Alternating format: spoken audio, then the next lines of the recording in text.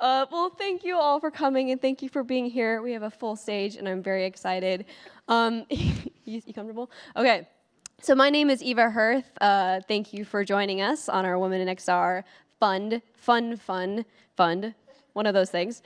This is actually super exciting because a lot of us haven't met in real life. So being here is just amazing, and we see each other in alt space, we see each other in social VR, so seeing each other in person is super special. So, who thinks mentorship matters? Woo! Yeah. Okay, I have a few questions. Oh wait, first we want to do the photo thing, right? Okay, first we want to ask, can all the ladies in the room raise their hand? Yeah. Raise them high.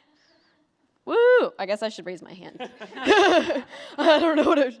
Yay, okay, and while hands are already raised, how many of you have been a mentor to someone else in your industry? Okay, good amount. How many of you have had a mentor? Okay, and how many of you want to be involved with mentoring or anything? Okay, which you should. Okay, we're gonna get into that. Awesome. Okay, sweet. Now that we've polled the audience, that's very exciting, we're gonna go ahead and you're each gonna introduce yourself and the name of your company, and then please identify your mentor or founder that you worked with. So, here, Todd, you wanna start? Sure. I'm Todd Hooper. I'm the CEO and founder of Vreal. I've been doing VR for 3 years. Eva and I previously worked together. Let me see, I've been doing startups all my life, pretty much. I've founded 6 companies, and I've advised and mentored dozens of companies. Got 1 unicorn and 1 IPO in there, so something I'm passionate about. And I have been a mentor, and I've been mentored in my life, so this is kind of my way to kind of give back things that I've had advantage of. How are you involved with? I've actually got involved with Women in XR through meeting Martina last year, and then starting to talk to some of the folks and getting more involved with helping people. Previously I did Techstars and Founders Institute as well, so I've had experience with those kind of super structured programs. And I think one of the nice things about XR is it's a new industry, and because women are generally underrepresented, it's a great time at the beginning of the industry to try and address that. And so mentorship is one of the things I think you can do to give back a little bit. You want to pass it? I got one. Yeah. Hi, I'm Vivian Tan. I'm the co-founder and CEO of Beast, Inc. I'm part of the first WXR Cohort, and thanks to this amazing organization, I was able to meet my mentor, LIA. Hello. I'm LIA GARVIN. I am a diversity and inclusion program manager on the Daydream AR/VR XR team at Google. So helping with representation in AR/VR is my bread and butter. So I'm so happy to be participating in this program and that I met Vivian. Hi, my name's Lorelei, and I'm the co-founder and CEO of FutureSight AR, and I was part of WXR's first cohort, and that's how I met my mentor, Salla. Hi, I'm Salla Palos. I work for Sellen Construction, and I was the mentor for Future VR, and we met through this mentorship program, and I'm the Emerging Technology and Innovation Director for Sellen, and I saw great value in joining this mentorship program so that we can adapt to the emerging technologies and see what the IT industry and our sister industry, oil and gas, is doing with these new cool technologies and kind of accelerate us towards the Industry 4.0. Woo! All right, thank you all for those introductions. And to quickly recap you all, so we launched the Women in XR mentorship program earlier this year. So our first cohort just wrapped up. We just announced our second cohort. Go to our website to see who was announced. And so I wanted to start off by our goal today is just to talk about stories and talk about what we learned and what we've gained from each other, because there's been a lot happening. So I'd like to start with Salla, actually. So you mentioned earlier on something about the importance of mentors benefiting from who they're mentoring as well, because you come from the construction industry and Lori coming from the oil and gas industry. How did that benefit you as a mentor? So the construction industry, as you all know, is probably the second oldest industry in the world, and unfortunately we are the most low-tech industry. So pairing up with someone who was developing really useful tool for oil and gas industry that is really tangible industry.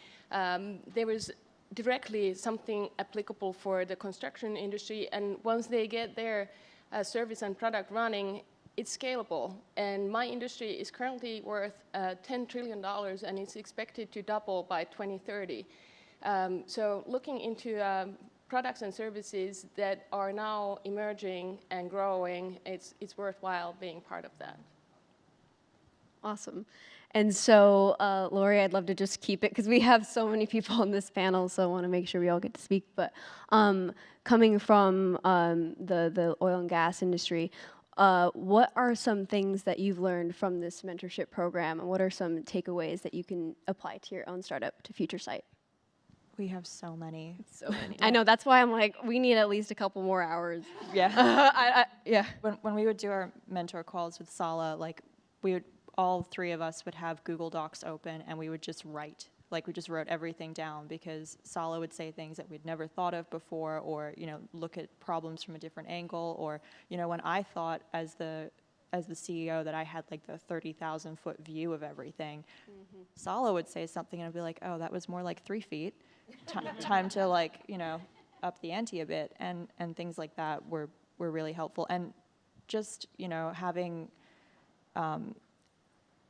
someone who's, you know, seen a little bit more than you have, like from a different angle, you can avoid mistakes that you've made in the past, so you don't have to keep making them. And it's a little bit of a, I don't know, especially in oil and gas, sometimes there's that attitude of, well, everyone has to go through and make these mistakes so you learn.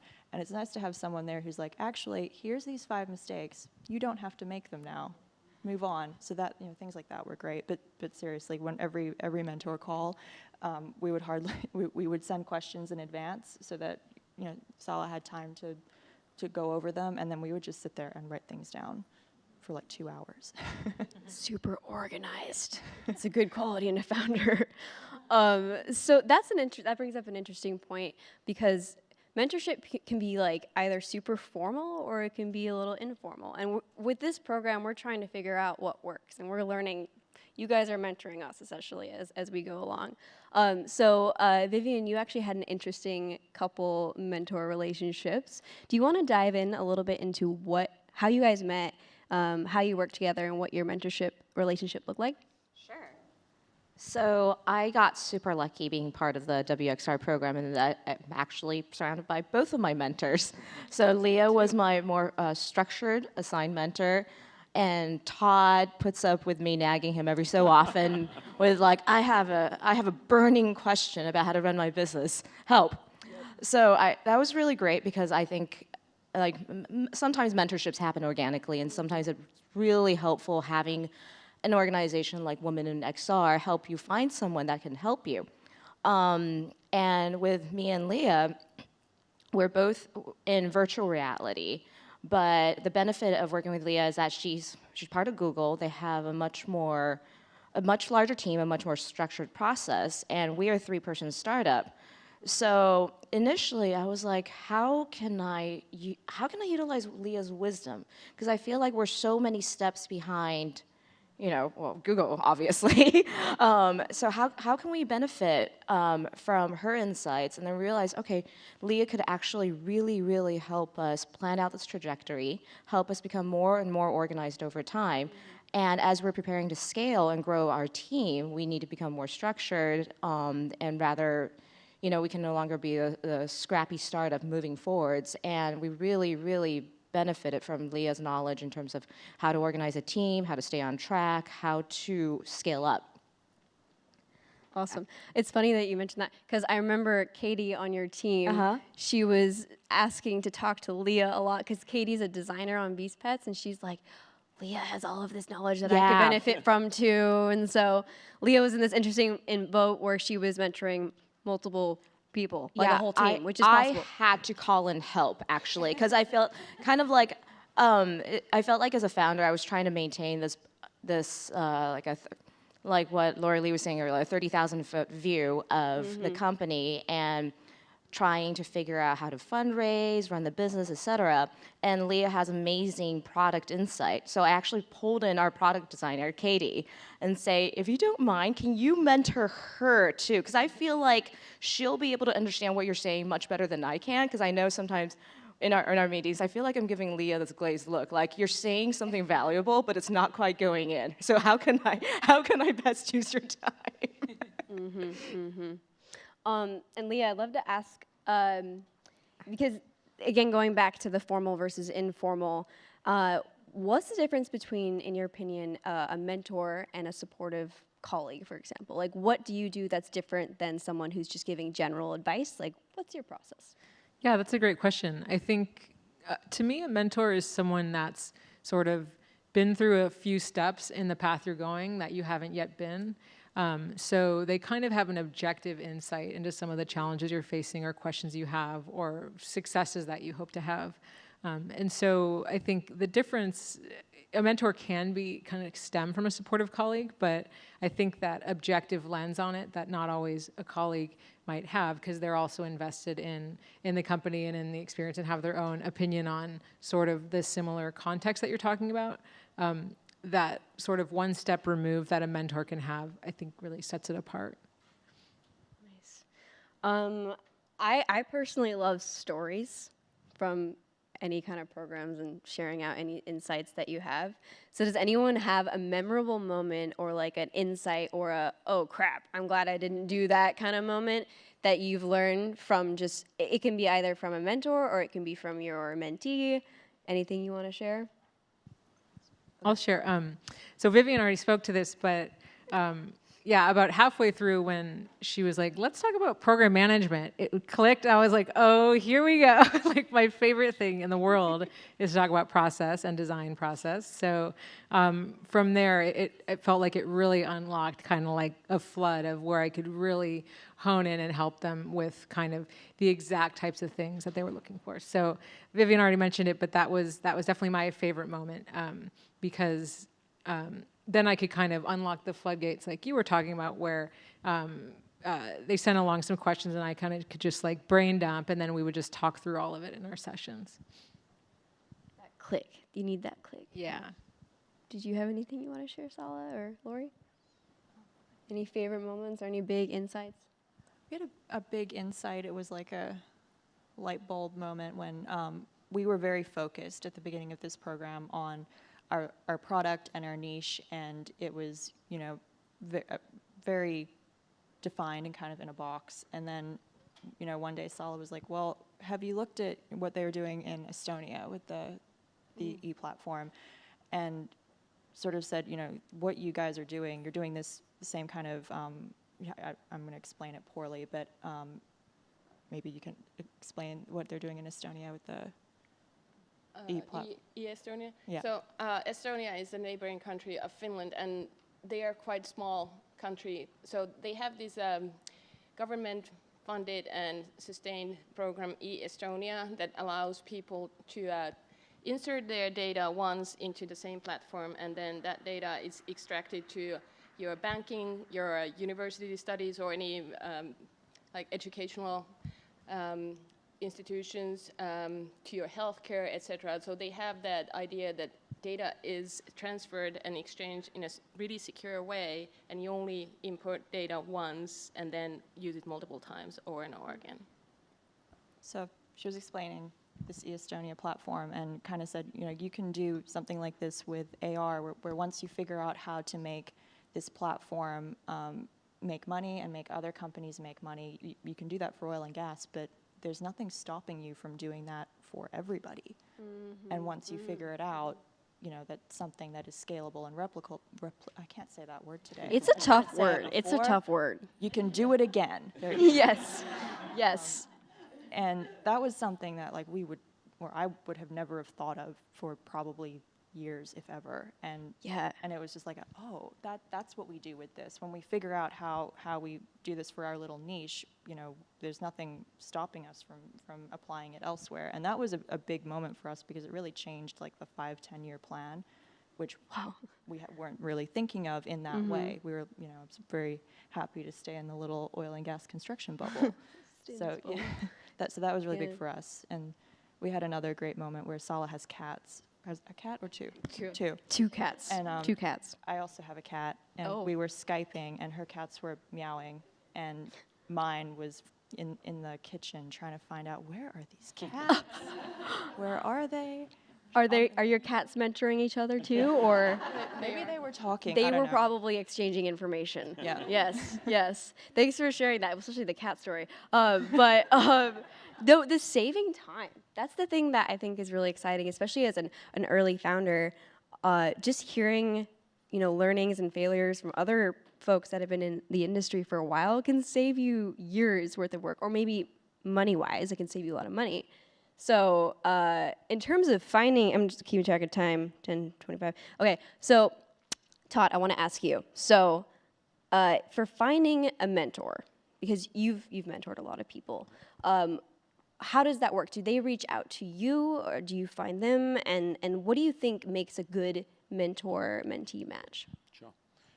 It is really hard to find someone that you have a fit with. So I think you've seen with a lot of the big programs like Techstars is they do this it's kind of like speed dating where you meet a lot of people in a short period of time, and that's something I think WXR is well set to help with, because I think there has to be a kind of organic connection.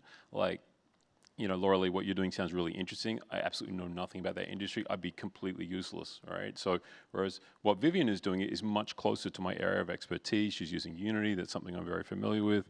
I know the investors in that space. So, I think it's very important to open that circle up and then identify what kind of mentor you want.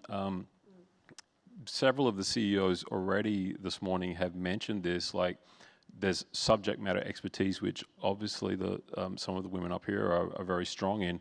And then there's also, Maureen mentioned, there's the kind of other CEOs as a peer group that you, for your mental health, you can just communicate with. And sometimes that's not, give me your advice, it's almost like going, home to your spouse or partner and saying, oh my God, this thing happened today and I really need to unload it. But you'll find this, I think, as an entrepreneur, you can't do that with your spouse and partner every time because they're not on the same journey that you are. You have to find someone that's on a similar journey. So I've always found that for me, it very quickly falls into, this is someone that it's a peer or someone that's a friend that I have that kind of relationship with, where it's either emotional support and, hey, one day, they're driving home and they call me and I know they're going to unload for like 30 minutes and I'm just going to be a supportive friend and try and reframe it as positively as possible. And then sometimes it's going to be more like, Vivian, hey, who's a great investor in VR, and let's have a meeting of all the great VR CEOs and get together and chat and things like that. So it's different kind of roles for different people. And so that's why I think it's good to have a range of people helping you with your startup. That's something that's always benefited me, right? Not just the one or two advisors and mentors. That's a great point, is you can have all the mentors. Like Morgan earlier mentioned that she went out and she found a bunch of mentors, and that helped her so much with where she is today. So definitely, if you feel that you need a mentor, there's that community out there. Does anyone have any advice or tips for where you would suggest finding a mentor beyond Women in XR? Anyone? I think my advice would be to search for someone who is the least, the most unlikely person to mentor with. So if you're from science, go for someone who is from the arts and cross-pollinate, because if you only interact with people from your own industry, you're going to get the same answer and the same support over and over again. So searching for your sister industries or looking for someone who is completely out of your scope, then magic starts to happen. That's a good point, because we're all about diversity in many ways. And so hopefully, because I know, Todd, you said you were mentoring Vivian because of Unity, but I think it was secretly because of the dragons. It was you just want to try out all sorts of game platforms. Okay, so we have about 10 more minutes. We might have time for questions at the end. We'll leave 5 more minutes for questions. But one thing that we really want to emphasize through Women in XR is encouraging others to mentor as well, because one thing that women suffer from is thinking that they aren't eligible to be a mentor themselves, which is if you're already in this industry, like, you are very eligible to mentor because you probably know a lot more than a lot of other people coming in. So I'm curious, Vivian and Lori, if you're planning to mentor in the future, and if you've already mentored, and what other advice you would give to someone who wants to get involved.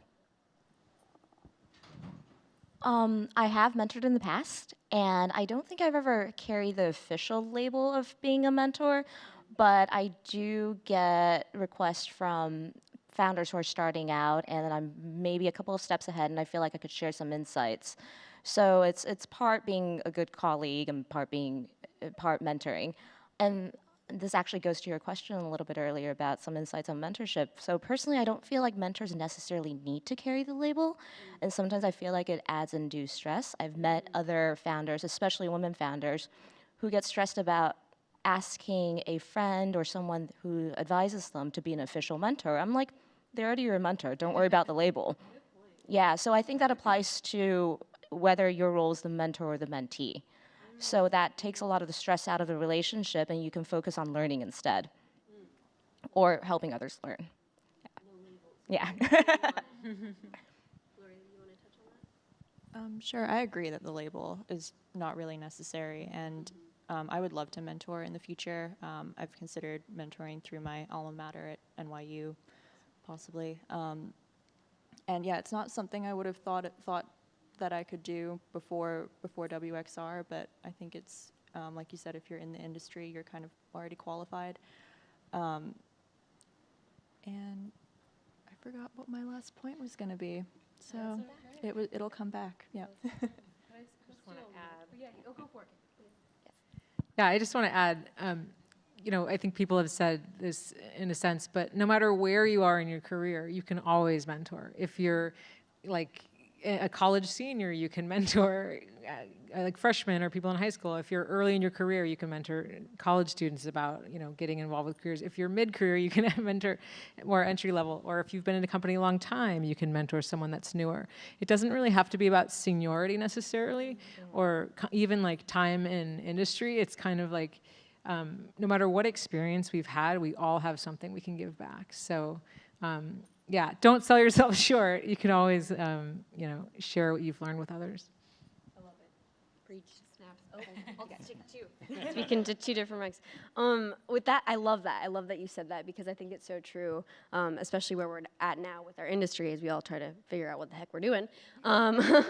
So I'm curious because the mentor relationship doesn't have to be, you know, one way. It's not just like, I am here to teach you, and I am here to show you the way and show you the light. But there's also that two-way relationship where you also learn from the person or the people that you're mentoring. So I'm curious, Leah, Salla, or Todd, if you've learned, hopefully you have, anything from your awesome mentees here that you'd like to share with the crowd. Oh, absolutely.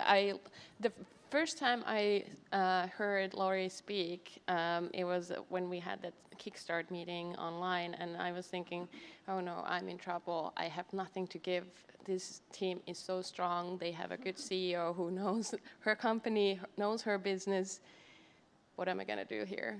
But then when we formed the team, I realized that there is something that I can give to this team and also learn as we are doing. And having those questions from Lori's team every week before we had our meetups, I was looking into things that I hadn't thought about, and I started digging into my past career on what did I do, did I succeed in something, or did I fail at something, and listening to her team discuss their experiences in similar situations, I was learning a lot. So it became kind of a mixed mentor-mentee team, and it was more organic and not so much that we had defined roles. Organic. We're all about organic. Oh, Leah, did you want to share anything? Todd and Leah have learned nothing. Nothing. Oh, no. Yeah, I would say I had a similar feeling when, you know, I wanted to be a mentor. When I signed up and I got selected, I was like, oh my God, I don't know how to mentor a startup founder. Like, what have I done? And then as we started talking, you know, through Vivian's questions and developing a relationship, I really realized, like, wait, I do have something to offer. And it doesn't need to be about, finding investors, because obviously she has other people for that. But it could be about the things that I did know about, and I have experienced from working in this industry for several years and working with design teams, big and small, for a number of years. So I think it really taught me to, value my experience and focus in on the areas where I can really contribute, because then you can kind of share them back 10x with other people.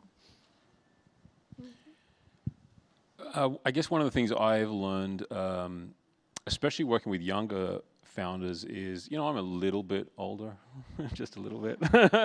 I'm not someone that really heavily uses social media, and just to be around younger people and see their use of things like Snapchat and obviously Twitter I understand a lot, but Snapchat and especially gamers, they'll be in Discord, and the way that they interact and the way that they would their whole social life actually became around games, which I'm a little older, and yeah, I'm a hardcore gamer, but my social life doesn't primarily revolve around that kind of thing. So you actually pick up things that are a little bit outside your immediate circle of experience, and that's been super valuable because that's the business I'm in. So, some of the VR founders that we got to come up to Seattle, they've become good friends of mine, and they're people I've been mentoring for years, so. That's the goal, is to just build one giant friendship circle of mentors. And everybody go follow Todd on Twitter, because he has a great Twitter. Come on. No, we're all going to go look at your Twitter later. So I just retweet you. You just retweet WXR Fund. I outsourced my tweeting. We gotta help each other out. That's what it's all about, right? Okay, so we have about 5 minutes left. I think we can take a few questions if that's okay, because we have a pretty good crowd. Is that Deborah? No, who is that? I can't see. Okay. I was like, is that Deborah again? Okay. Thanks, stand up. Thank you. Could you talk a little bit about the role of location in your mentoring relationship? I mean, it sounds like a lot of this takes place over Skype or telephone, but do you live in the same area? How did you meet if you don't? And how does that work? I'm asking as someone who's not from the West Coast. I could take this one. The first time that we met, I was based in Seattle. Lori's team is in Texas.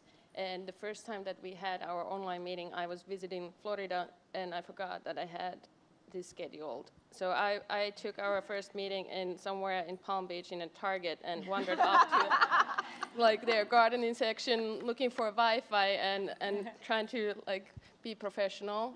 But we overcame that challenge, and we were using Skype as our platform, and later on I took the meetings in my home with my 2 kitty cats that were really participating a lot. So the location was never an issue, at least for me, but they were the ones listening, and I'm sure that we got cut off quite frequently, but they're a smart team, so they were able to gather those nuggets of information I was trying to transfer. Yeah, same here. I mostly just chat by phone or Skype with Todd and Leah. In fact, I just met Leah in person right before we came on stage. So, and we're actually both in the Bay Area. So it's a matter of convenience. I feel like being able to communicate it at all is more important than having to meet them in person. So don't let distance stop you. I will say a lot of the companies I've worked with have been in Seattle, or I've encouraged them to come to Seattle. I think the best thing is if you can meet someone in person a few times and see if that chemistry is there, and then, whatever works, text, Skype, I mean, that's the age that we live in, right? So, but it's important I like to have a personal connection with someone, because just having purely electronic communications, it's a little harder. So, but you can always come to a show, it's not that hard to get around this country, right? So. Hopefully. Or you could also meet in VR, and you could have crazy, weird avatars. Yeah. You could be drag. Yeah, that's right. They met in alt space. Yeah. So I've mentored 2 companies I've met in VR now. Yeah. this is the reality we live in nowadays. But we did meet up in person. We did meet up in person. It was nice to put a real face. Yeah. So we were both generic avatars Yeah. for a moment. The generic avatars are the best. Okay, well, I think we're wrapping up on time. I wanted to say thank you all, seriously, for being so active, so involved in this program, and being our guinea pigs. We're going to be improving, and like we couldn't have done this without you. So can we give them a round of applause for being awesome? And one really quick thing, we really encourage you to get involved with Women in XR. If you think that you have the kicks to be a mentor, which you do if you're out there, we accept applications online, so go to our website. And yeah, we'd love to have you involved in our community. We want to build one big army of mentors and like build like this giant like circle of trust and friendship and beautiful things. So join us. Thank you all.